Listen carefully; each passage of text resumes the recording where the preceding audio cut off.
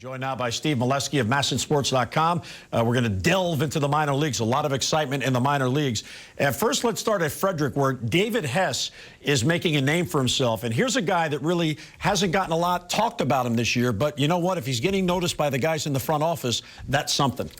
And he is getting noticed, Jim, indeed. David Hess, kind of a tough start for him, as you said, to the 2015 season, but then he really got it rolling, and he is locked in now.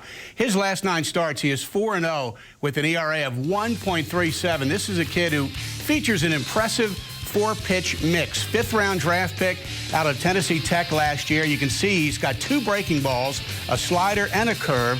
The fastball command has shown some real good life and movement lately. And, I mean, look at the mix of the breaking pitches he's got.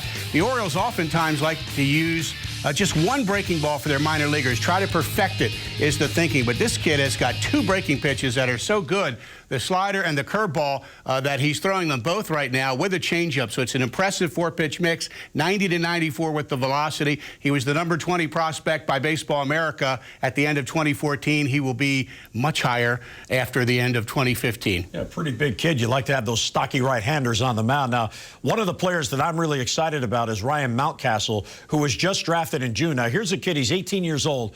Born in 1997. I came to the Orioles in 1997. Yes, that makes me old. But what I like about this kid is he graduates high school, goes to the Gulf Coast League, and it's as if he's been there forever. Boy, he hasn't missed a beat. As you said, 18 years old. He was the Orioles' 2nd first-round draft pick, the 36th pick overall. His bank account was rewarded with $1.3 million. Not bad signing bonus. But he's shown a really good bat here, playing in the Gulf Coast League in Florida. He was the Orioles' Player of the Month for July, batting .348. And Brian Graham, Director of Player Development, is telling me the early evaluation is really good. He's shown decent strike zone judgment, the ability to hit the fastball, the bat speed, the bat path are both pretty good. He can use all the fields. He's starting at shortstop for the GCL Orioles. His future position, it could be third, could be left field. We'll see. He may not have the foot quickness to stay at short, but, Jim, he's showing with the bat what you want to see out of a first-round draft pick, and he was, as we said, 36th overall in the draft in June this year. Yeah, I love the fact that they're leaving him at shortstop for now, because you got to be strong up the middle, and the key players in any major league lineup are catchers, second base, shortstop, and center field. So let him play himself off that position, but I guarantee you, if he keeps hitting like that, he's going to find a spot, and they'll find a spot for him. Now, Oliver Drake is having an outstanding year at AAA Norfolk. We saw him a little bit with the Orioles. When his splitter's working, he's very good. And ever since going down, he had a little injury problem, but he's really pitching well. He is pitching exceedingly well. Oliver Drake is having an incredible season. The statistics for him are just remarkable at AAA this year. A 1-2 record, an 0.75 ERA, 19 saves and 19 chances. Of course, we're seeing him pitch for the Orioles when he was effective in late May into early June. But you got to give Oliver Drake a lot of credit. I mean, this was a 43rd-round draft pick out of the Naval Academy. He had major shoulder surgery in August of 2012. He was on the 40-man roster before he had the surgery. He came off the roster, and he worked his way back to the 40-man a second time. We may see him in September, if not sooner. He's pitching so well right now out of the Norfolk bullpen. And, Jim, how about 3 months without giving up a run? Yeah, that's what he went. 26 games before recently his scoreless streak ended. As you said, that splitter so effective, but also 92-93 with a fastball. So it's a 2-pitch mix for him, pitching in the late innings in Norfolk. He can go early in the count with that splitter to get ahead, and he can use it late in the count to put him away. It's just such a good pitch for him. Now, at Aberdeen, there's a lot of excitement this year. That club is playing very well, and they do have a couple of all-stars. Ricardo Andujar, who's their shortstop, and pitcher Ryan Meisinger, who really is opening eyes in the organization.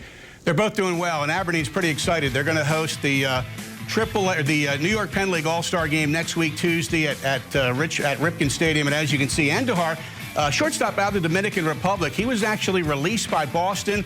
The Orioles acquired him last May. He made the Dominican Summer League All-Star team then, and he makes the All-Star team this year. And Meisinger, their 11th-round draft pick out of Radford, he is a local product. He's from Calvert County, Maryland, Dunkirk, Maryland, went to Northern High School. He played at Camden Yards in the Brooks Robinson All-Star Game in 2012 as a high school kid. Maybe one day he'll be back there as a professional.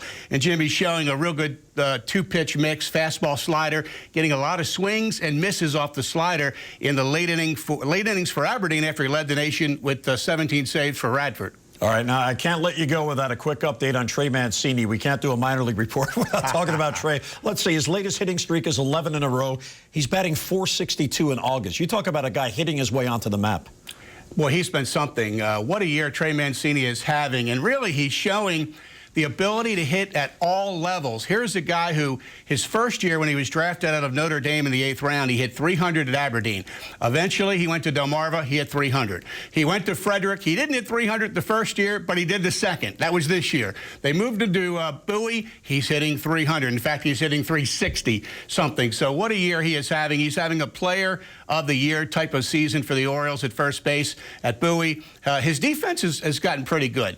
You know, you hear reports that he's not the most athletic and nimble around the bag, but he makes the play. So Trey Mancini, really impressive year. And Christian Walker started to hit at Norfolk. So as the Orioles look to the future at first base, they at least know they have two prospects who are putting up some numbers at the higher levels. All right, well, one thing you notice is when a prospect is promoted, player development is challenging him, and Mancini has hit better as he's gone against better competition. That's a real good sign. Steve Melewski, follow him on MASNsports.com. If anyone breaks a bat in the minor leagues, this guy reports on it. Steve, good to have you here today.